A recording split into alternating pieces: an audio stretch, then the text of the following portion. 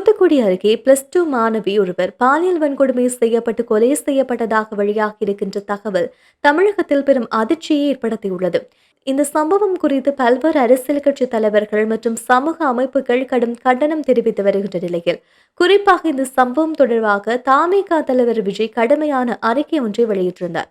தூத்துக்குடி மாவட்டத்தில் நடைபெற்றதாக கூறப்படும் இந்த கொடூர சம்பவம் பொதுமக்கள் மத்தியிலும் பெரும் சோகத்தையும் அதிர்ச்சியையும் ஏற்படுத்தியுள்ளது.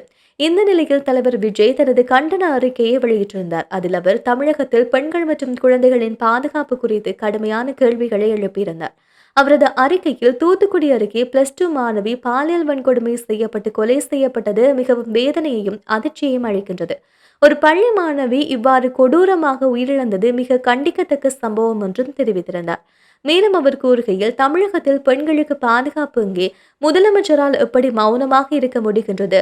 கூட்டணியை தக்க வைப்பதில் மட்டும் முழு கவனத்தை முதலமைச்சர் செலுத்துகின்றார். தமிழகத்தில் கடந்த 1.5 வாரத்தில் மட்டும் ஏராளமான குற்றச்சம்பவங்கள் நடந்துள்ளது. பாதுகாப்பு என்பது தமிழ்நாட்டில் எங்கும் இல்லை என்று கேள்வி எழுப்பியிருக்கின்றார். இந்த சம்பவம் குறித்து பல்வேறு அரசியல் கட்சிகளும் சமூக அமைப்புகளும் கண்டனம் தெரிவித்து வருகின்றது.